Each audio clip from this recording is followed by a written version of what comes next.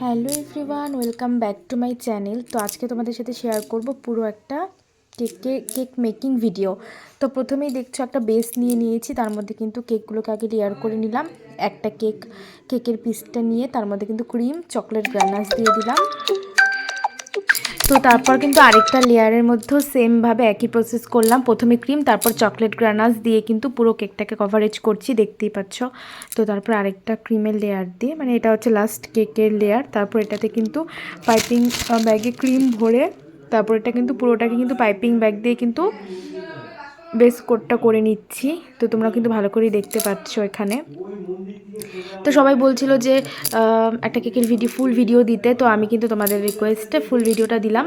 তারপর এটা একটা অর্ডারের কেক ছিল, তার জন্য তোমাদের সাথে শেয়ার করলাম, না তো এমনিভাবে তো হয় না।